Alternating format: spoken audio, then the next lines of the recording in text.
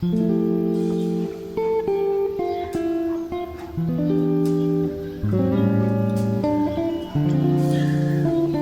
far now, my people?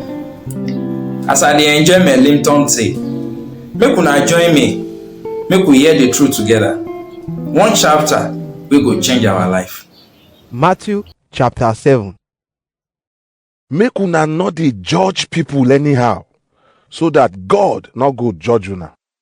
Because na as una judge, na so God go take judge una, and as una do other people, na so dem go do una too.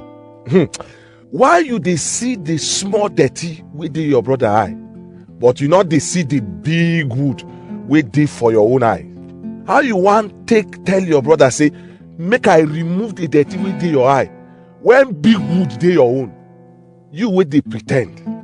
First remove the big wood wey dey your eye, then you go fit see the small dirty for your brother own. Make una not give dog wetin be God own, or throw your goat give pig, because dem go mash am with leg, turn face you, then come tear you to pieces. When you ask for something, God go give am to you.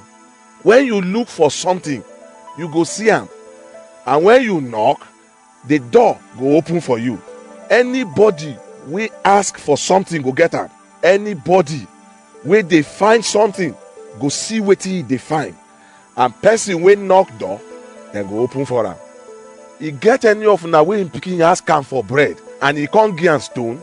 Or if the pikin ask for fish, you go give am snake?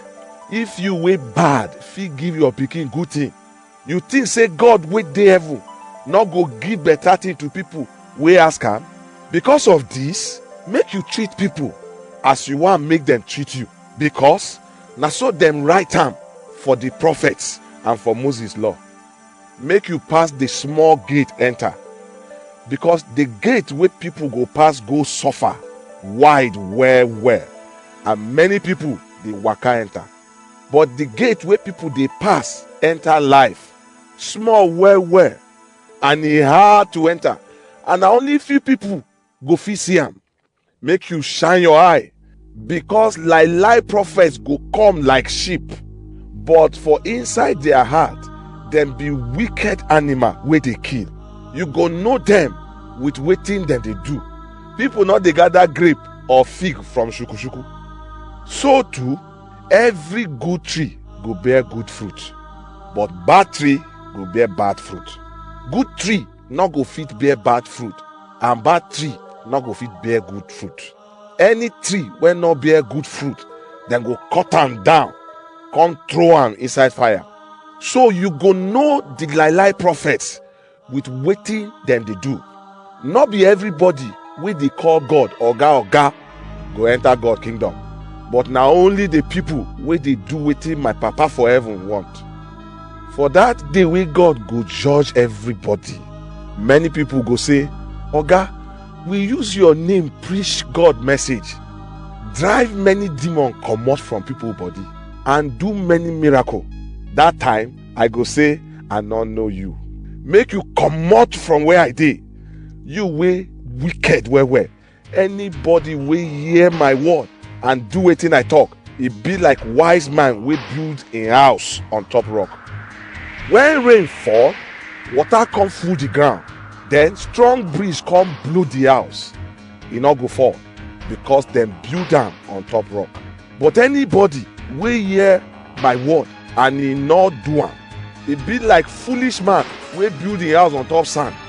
When rain fall, water come full the ground, then strong breeze come blow the house. Na once e go fall scatter for ground. After Jesus don talk all these things, the people come surprise how he dey teach, because he teach them like person wey get authority, and not be as their law teachers dey do. How far now, my people? With time, we go know the truth, and the truth will set us free. Make una like this video, share am, and follow am.